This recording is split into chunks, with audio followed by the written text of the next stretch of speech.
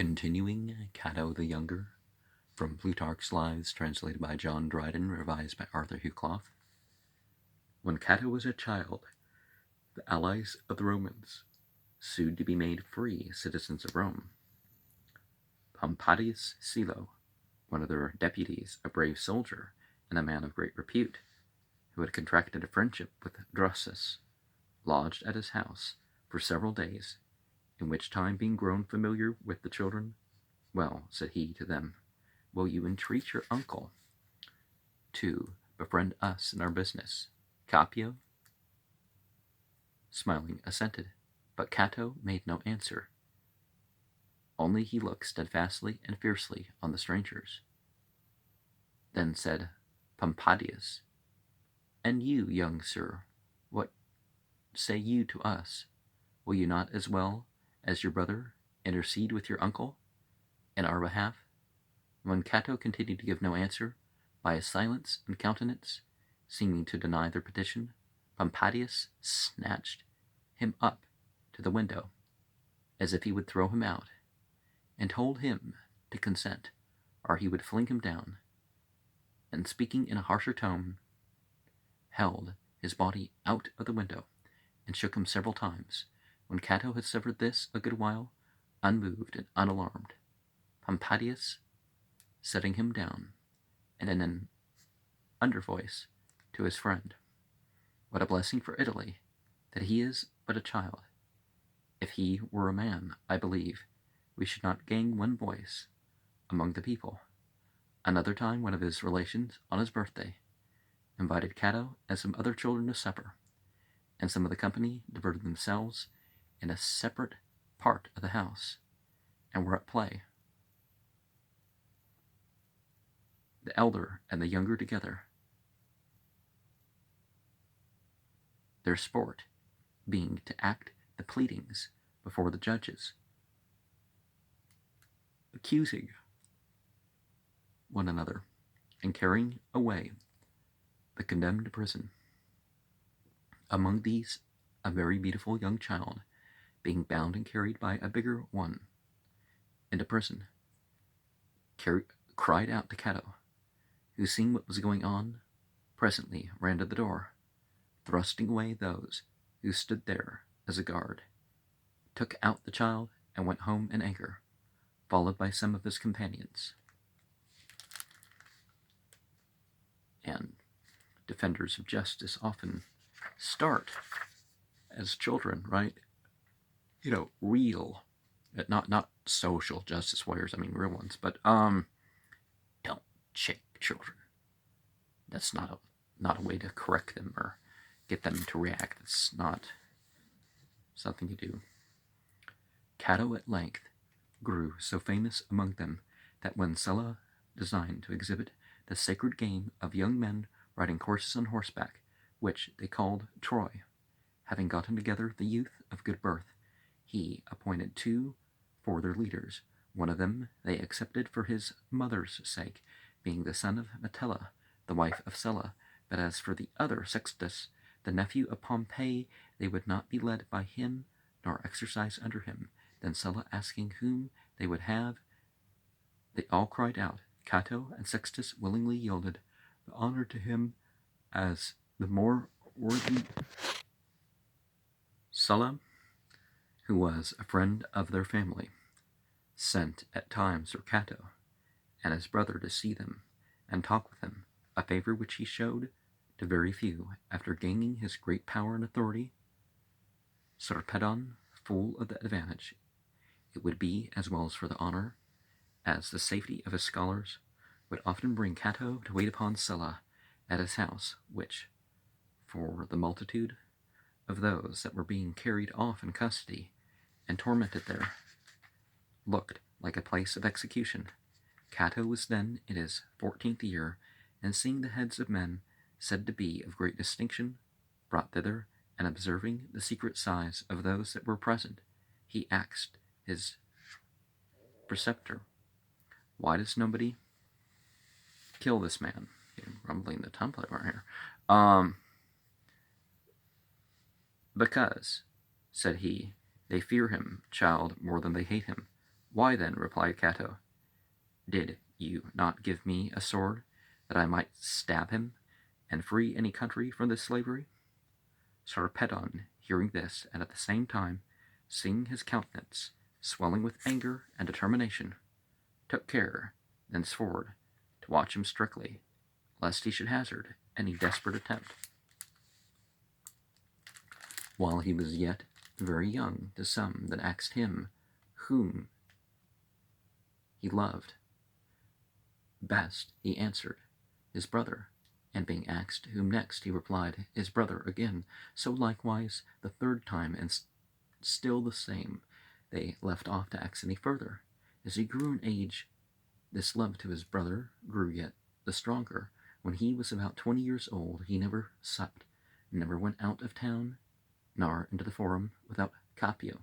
But when his brother made use of the precious ointments and perfumes, Cato declined them, and he was, in all his habits, very strict and austere, so that when Capio was admired for his moderation and temperance, he would acknowledge that indeed he might be accounted such in comparison with some other men, but, said he, when I compare myself with Cato, I find myself scarcely different from Cippius, one at that time notorious for his luxurious and effeminate living.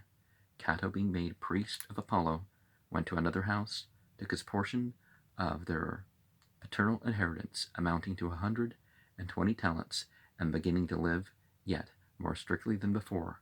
Having gained the intimate acquaintance of Antipater, the Turian, the Stoic philosopher, he devoted himself to the study above everything of moral and political doctrine, and, though possessed, as it were, by a kind of inspiration for the pursuit of every virtue, yet, what most of all virtue and excellence fixed his affection was that steady and inflexible justice which is not to be wrought upon by favor or compassion. He learned also the art of speaking and debating in public, thinking that political philosophy, like a great city, should maintain for its security the military and warlike element, but he would never recite his exercises before company, nor was he ever heard to declaim, and to one that told him men blamed his silence. But I hope not my life, he replied. I will begin to speak when I have that to say, which had not better be unsaid. Good policy. The great Porcian Hall, as it was called, had been built and dedicated to the public use by old Cato, when Adil. Here the tribunes of the people used to transact their business, and because one of the pillars was thought to interfere with the convenience of their seats, they deliberated whether it were best to remove it to another place, or to take it away. This occasion first drew Cato, much against his will, into the forum, for he opposed the demand of the tribunes, and in so doing gave a specimen both of his courage and his powers of speaking, which gained him great admiration. His speech had nothing youthful or refined in it, but was straightforward, full of matter, and rough, at the same time that there was a certain grace about his rough statements which won the attention, and the speaker's character, showing itself in all he said, added to his severe language something that excited feelings of natural pleasure and interest. His voice was full and sounding, and sufficient to be heard by so great a multitude, and its vigor and capacity of endurance quite indefatigable, for he often would speak a whole day and never stop. When he had carried this cause, he betook himself again to study and retirement. See, if you're going to speak, studying is important. He employed himself in inuring his body to labor and violent exercise, and habituated himself to go bareheaded in the hottest and the coldest weather, and to walk on foot at all seasons. When he went on a journey with any of his friends, though they were on horseback and he on foot, yet he would often join now one, then another, and conversed with them on the way. In sickness, the patience he showed in supporting, and the abstinence he used for curing his distempers were admirable. When he had an ague, he would remain alone and suffer nobody to see him, till he began to recover, and found the fit was over. At supper, when he threw dice for the choice of dishes, and lost, and the company offered him nevertheless his choice, he declined to dispute, as he said, the decision of Venus. At first, he was wont to drink only once after supper, and then go away, but in process of time he grew to drink more, insomuch that oftentimes he would continue till morning. This his friends explained by saying that state affairs and public business took him up all day, and being desirous of knowledge, he liked to pass the night at wine in the conversation of philosophers. Hence, upon one Memmius saying in public that Cato spent whole nights in drinking, you should add, replied Cicero, that he spends whole days in gambling, and in general Cato esteemed the customs and manners of men at that time so corrupt, and a reformation in them so necessary, that he thought it requisite in many things to go contrary to the ordinary way of the world, seeing the lightest and most joyous purple was then most in fashion. Now, wasn't the purple something that cost quite a bit, like several times its weight in gold? That's some of that stuff was, I heard a program mention that. Actually, I've heard that repeated from multiple sources. So he would always wear that which was the nearest black, and he would often go out of doors after his morning meal without either shoes or tunic. Not that he sought vainglory from such novelties, but he would accustom himself to be ashamed only of what deserves shame, and to despise all other sorts of disgrace. The estate of one Cato, his cousin, which was worth 100 talents, falling to him, he turned it all into ready money, which he kept by him for any of his friends that should happen to want, to whom he would lend it without interest, and for some of them he suffered his own hand and his slaves to be mortgaged to the public treasury. Don't put up people for mortgage.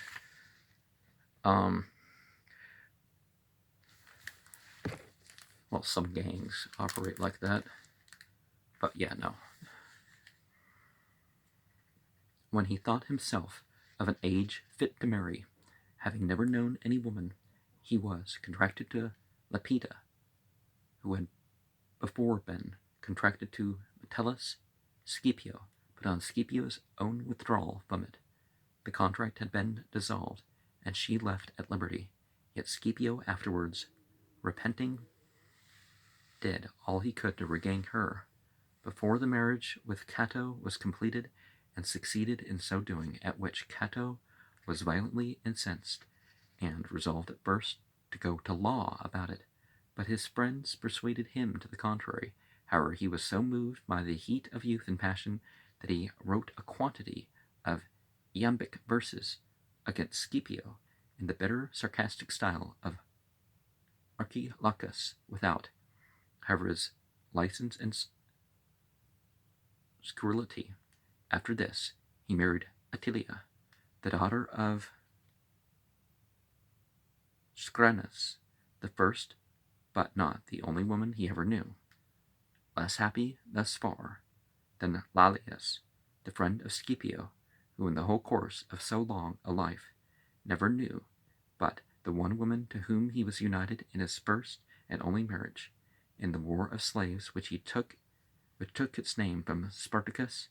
Their ringleader, Gellius, was general, and Cato went a volunteer for the sake of his brother Capio, who was a tribune in the army.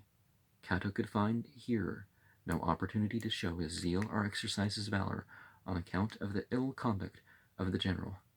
However, amidst the corruption and disorders of that army, he showed such a love of discipline, so much bravery upon occasion, and so much courage and wisdom in everything, that it appeared he was in no way inferior to the old Cato. Gellius offered him great rewards, and would have decreed him the first honors, which, however, he refused, saying he had done nothing that deserved them. This made him be thought a man of strange and eccentric temper. Now it's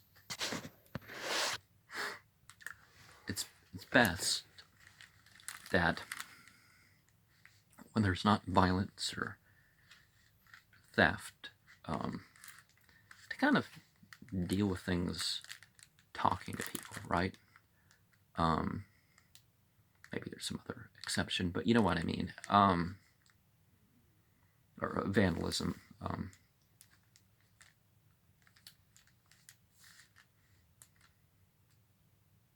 But yeah, this idea of going straight to the courts and all that stuff, or making a public deal of something that, well, try to talk it out between you. There was a law passed, moreover, that the candidates who stood for any office should not have prompters in their canvass to tell them the names of the citizens, and Cato, when he sued to be elected tribune, was the only man that obeyed this law. He took great pains to learn by his own knowledge to salute those he had to speak with, and to call them by their names. Yet even those who praised him for this did not do so without some envy and jealousy, for the more they considered the excellence of what he did, the more they were grieved at the difficulty they found to do the like. Being chosen tribune, he was sent into Macedon to join Rubrius, who was general there. It is said that his wife, showing much concern and weeping at his departure, Manetius, one of Cato's friends, said to her, "Do not trouble yourself, Attilia. I will engage to watch over him for you." "By all means," replied Cato. And when they had gone one day's journey together, "Now," said he to Manetius, after they had supped, "that you may be sure to keep your promise to Attilia, you must not leave me day nor night." And from that time he ordered 2 beds to be made in his own chamber, that Manetius might lie there. And so he continued to do, Cato making it his jest to see that he was always there.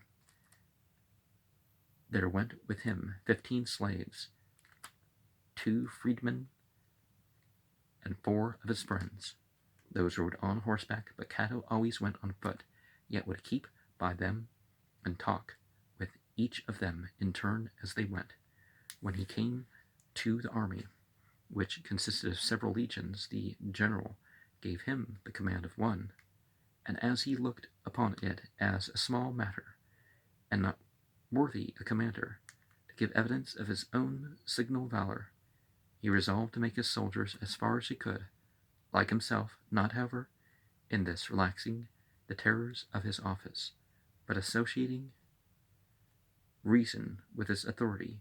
He persuaded and instructed every one in particular, and bestowed rewards or punishments according to the desert. At length his men were so well disciplined that it was hard to say whether they were more peaceable or more warlike, more valiant or more just. They were alike formidable to their enemies, and courteous to their allies, fearful to do wrong, and forward to gain honor. Cato himself acquired in the fullest measure what it had been his least desire to seek, glory and good repute. He was highly esteemed by all men, and entirely beloved by the soldiers.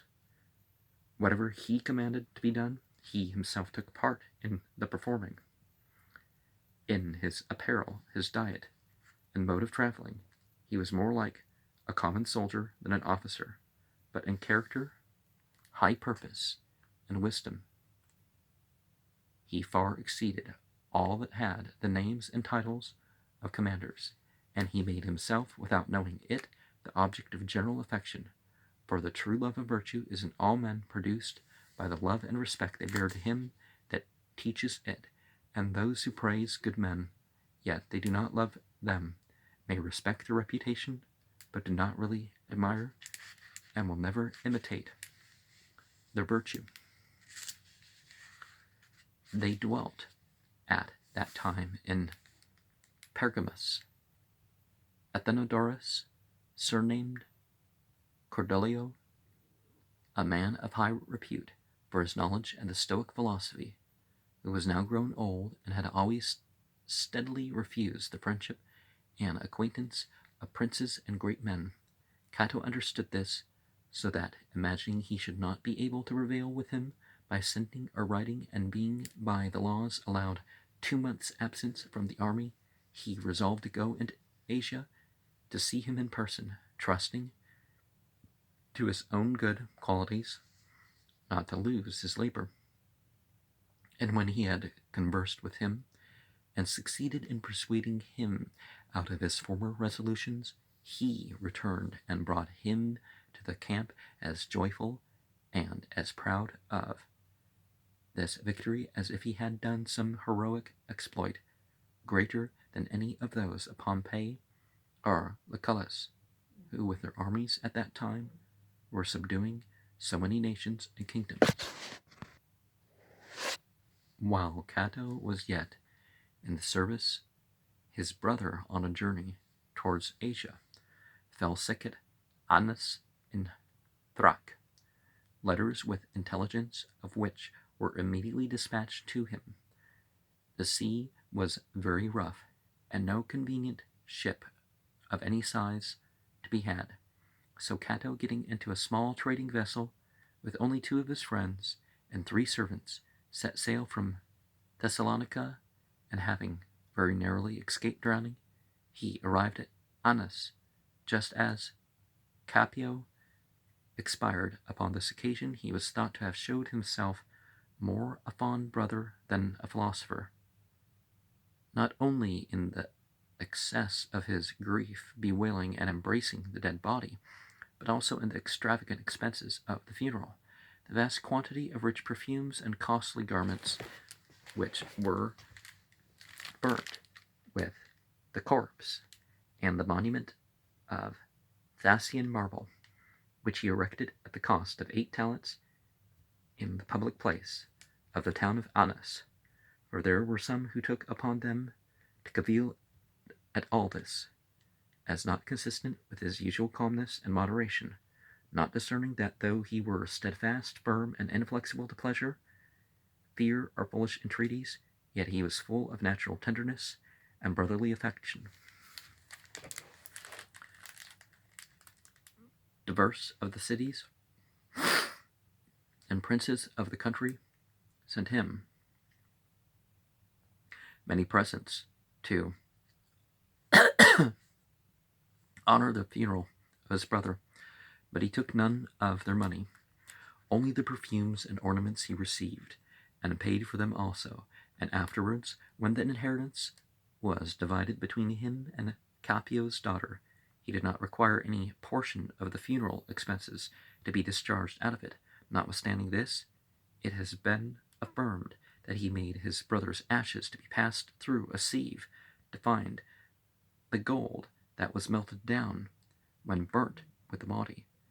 But he who made this statement appears to have anticipated an exemption from his pen, as much as for his sword, from all question and criticism.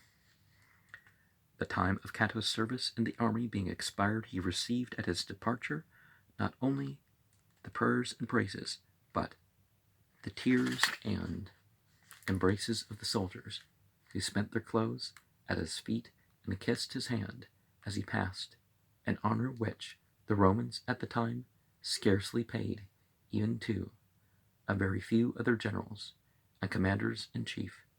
Having left the army, he resolved, before he would return home and apply himself to state affairs, to travel in Asia, and observe the manners, the customs, and the strength of every province. He was also unwilling to refuse the kindness of Diotarus, the king of Galatia, who, having had great familiarity and friendship with his father, was very desirous to receive a visit from him. Cato's arrangements in his journey were as follows. Early in the morning he sent out his baker and his cook toward the place where he designed to stay the next night. These went soberly and quietly into the town, in which, if there happened to be no friend or acquaintance of Cato or his family, they provided for him in an inn, and gave no disturbance to anybody. But if there were no inn, then in this case only they went to the magistrates, and desiring them to help them to lodgings, took without complaint whatever was allotted to them, his servants thus behaving themselves towards the magistrates without noise and threatening, were often discredited or neglected by them, so that Cato many times arrived and found nothing provided for him, and it was all the worse when he appeared himself. Still less account was taken of him when they saw him sitting without saying anything on his baggage. They sent him down at once as a person of no consequence, who did not venture to make any demand. Sometimes on such occasions he would call them to him and tell them, "Foolish people, lay aside this inhospitality. All your visitors will not be catus. Use your courtesy to take off the sharp edge of power. There are men enough who desire but a pretense to take from you by force what you give with such reluctance." While he traveled in this manner, a diverting accident befell him in Syria. As he was going into Antioch, he saw a great multitude of people outside the gates, ranged in order on either side of the way. Here the young men with long cloaks, there the children decently dressed. Others wore garlands and white garments, who were the priests and magistrates. Cato, imagining all this could mean nothing but a display of honor of his reception, began to be angry with his servants, who had been sent before, for suffering it to be done. Then, making his friends alight, he walked along with them on foot. As soon as he came near the gate, an elderly man who seemed to be master of these ceremonies, with a wand and garland in his hand, came up to Cato, and without saluting him, asked him where he had left Demetrius, and how soon he thought he would be there. This Demetrius was Pompey's servant, and as at this time the whole world, so to say, had its eyes fixed upon Pompey, this man also was highly honored on account of his influence with his master.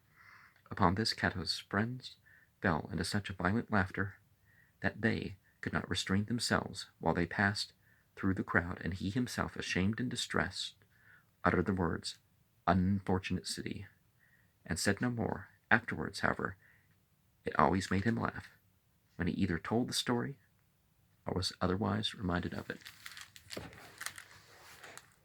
Pompey himself shortly after made the people ashamed of their ignorance and folly in thus neglecting him, for Cato, coming in his journey to Ephesus, went to pay his respects to him, who was the elder man, had gained much honor, and was then general of a great army. Yet Pompey would not receive him sitting, but as soon as he saw him, rose up, and going to meet him as the more honorable person, gave him his hand and embraced him with a show of kindness. He said much in commendation of his virtue, both at that time when receiving him, and also yet more after he had withdrawn, so that now all men began at once to display their respect for Cato, and discovered in him the very same things for which they despised him before, an admirable mildness of temper, and greatness of spirit, and indeed the civility that Pompey himself showed him appeared to come from one that rather respected than loved him, and the general opinion was that while Cato was there he paid him admiration, but was not sorry when he was gone, for when the other young men came to see him, he usually urged and entreated them to continue with him. Now he did not at all invite Cato to stay, but as if his own power were lessened by the other's presence, he very willingly allowed him to take his leave. Yet to Cato alone, of all those who went for Rome, he recommended his children and his wife, who was indeed connected by relationship with Cato. After this, all the cities through which he passed strove and emulated each other in showing him respect and honor.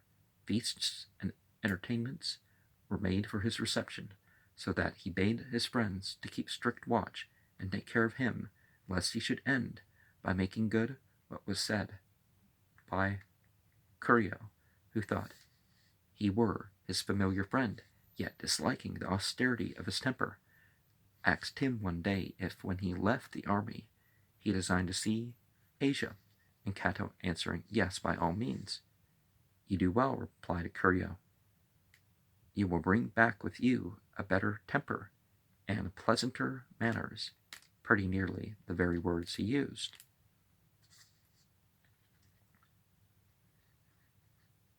Diotarus, being now an old man, had sent for Cato to recommend his children and family to his protection, and as soon as he came, brought him presents of all sorts of things, which he begged and entreated him to accept. And his importunities displeased Cato so much, that though he came but in the evening, he stayed only that night, and went away early the next morning. After he was gone one day's journey, he found at Picenus a yet greater quantity of presents provided for him there, and also letters from Diotarus entreating him to receive them, or at least to permit his friends to take them, who for this sake deserved some gratification, and could not have much done for them out of Cato's own means. Yet he would not suffer it, though he saw some of them very willing to receive such gifts, and ready to complain of his severity. But he answered that corruption would never want pretense, and his friends should share with him in whatever he should justly and honestly obtain, and so returned the presents to Diotarus. It's important when you're a public official not to make it seem like you're being bribed. So when he took ship for Brundusium, his friends would have persuaded him to put his brother's ashes into another vessel, but he said he would sooner part with his life than leave them, and so set sail. And as it chanced, he, we are told, had a very dangerous passage, although others at the same time